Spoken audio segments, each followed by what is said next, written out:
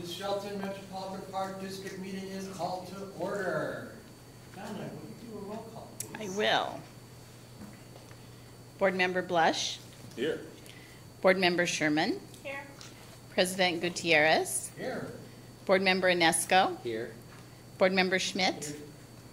Board Member Stearns. I don't see her yet. And Board Member Gilmore. Here. All right, thank you very much, Donna. You're welcome. All right, has everyone looked at the consent agenda? And is there a motion? Move to approve consent agenda as published. Second. And a second. All in favor say aye. Aye. All opposed? Seeing none, motion carries. Presentations, we have Jordan to tell us about Northcliffe Park. Thank you, Board. Tonight I'm bringing you the final update on Northcliffe Neighborhood Park. Go ahead, Mike. So a little bit of background for those who weren't here for the first part of this, but back in April of 2022, we did a neighborhood meeting with the surrounding areas, so Terrace Heights, Northcliffe Road, Jones Street area, and then up towards the newer development right before you drop down the hill. It's kind of like the half-mile radius that we focused on to do a meeting and then figure out what kind of needs they wanted at the time for amenities. The two top priorities was fencing or security, and then a play structure. So those are the two things that we have already installed up there at the park. And then as of this last year, April 2023, the advisory committee went through with Mark at the time, went with Northwest Playground and went through the process of picking the playground and working with them. And then it got passed on to me, and I got to do the installation portion. So down here, if you look at the pictures, those are some of them prepping it, and then down in the corner, that's what it looks like before anything got put in beforehand. For funding, we as the city budgeted $40,000 for this project, and we got a total of about $20,000 worth of donations, which is great. Go ahead, Mike. So this is kind of the breakdown of the donations. We had a couple of families donate, we had the mayor donate, and a lot of big groups, Shelton Kiwanis, Squaxin Island Tribe, the Sierra Pacific, Christmastown Kiwanis, with the biggest donation of $10,000, which is a big thanks to them. And Builders First Source donated 60 bags for the actual installation process of concrete. So big thank you to all these. This was a huge help towards this project. And you know, we're always looking for more if need be for down the future, but this was a big help with getting this project up and going.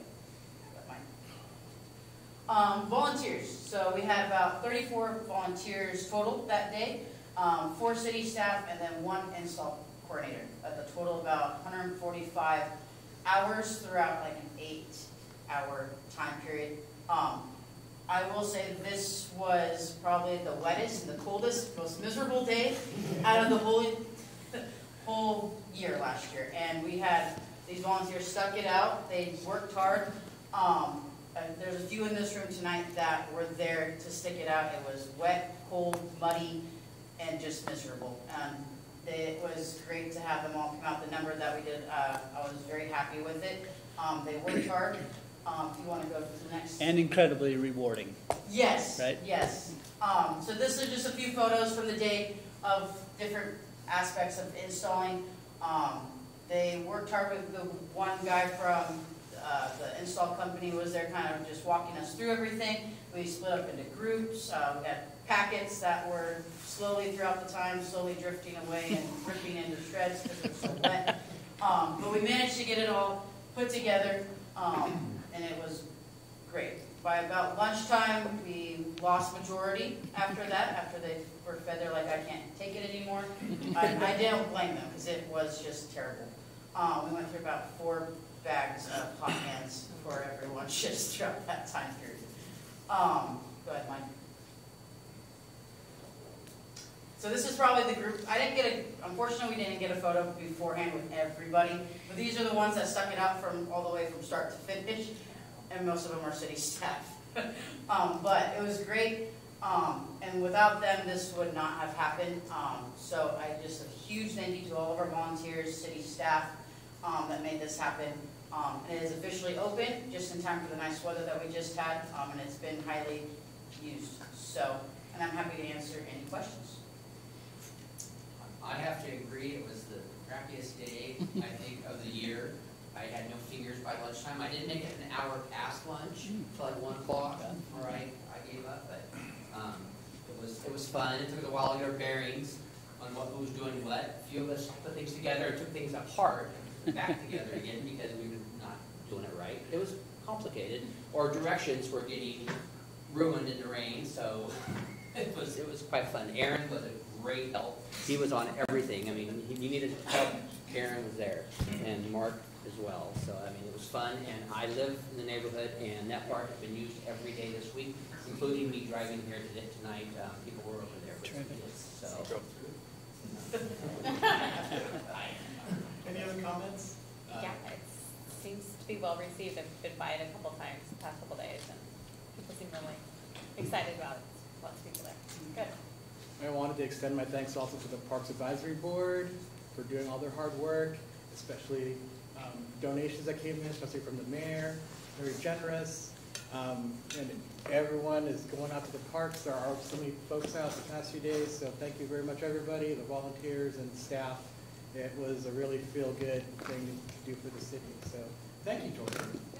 President Gutierrez, if you don't mind, the result of this project is from a lot of planning, and it's planning from our comprehensive plan, our comprehensive parks and recreation plan, that outlines the priorities that have been established by our community, right? We went through this process back in 2017 to establish what the needs are in this community, and that those needs are neighborhood parks, trails, and water access. So one of the areas that we could identify was North Cliff Neighborhood Park, because the city already owned the property, right? We didn't have to go out and purchase property in order to build that neighborhood park. We could install some playground equipment, make it functional, and over time add more amenities to that. So again, just a result of the planning processes and the engagement that we have with our community to make sure that we're serving them in the best way we can and meeting their needs. Thank you, Mr. City Manager. I'll just add, being on the Parks Committee and then going to this position here, it was really cool to kind of see it through, and you guys both did a great job planning and kind of running the show. Thank you again. Any other comments before we move on to the business agenda? All right, we will move on to the business agenda. Thank you very much, Jordan. Thank you. In our business agenda, we will now select the president and clerk of the board. Do board members have a nomination for president? I nominate you, Councilmember Gutierrez. You have some passion for parks. Thank you very much. Are there any other nominations? I second Miguel. We have a nomination, a first and a second. All in favor say aye. Aye. All opposed? Motion carries. Thank you very much. Are there any nominations for the clerk of the board? Anyone interested in clerk? I would like to nominate Councilmember Stearns, who was on the Park Advisory Commission, if she would like it. Second. Second? All right. We have a first and a second. Do all in favor say aye? Aye. All opposed? Motion carries. Welcome aboard, clerk. All right, action agenda. There are actually no action agenda items this evening. And lastly is general public comment. Donna, do we have anyone signed up for general public comment? We do not, Mr. President. I see someone who was the former clerk who might want to make a comment. Did you want to make a comment? Yeah, I'll make a comment. Okay. You asked me. You know me. Pass that on. I'm just excited to see all of you up here and taking the jobs that you're doing. Thank you very much. I'm excited to see the future parks going in. Lots of ideas, and excited to see, because I always say parks is what makes a city grow, where are the parks for the people. So anyway, thank you very much. Thank you, former Councilmember McDowell. She's now on the Parks Advisory Committee. Yeah. And lastly, the next meeting of the SMPD, the Strategic Metropolitan Parks District, is on June 18th at 5:45 p.m. And this meeting is adjourned at 5:54 p.m.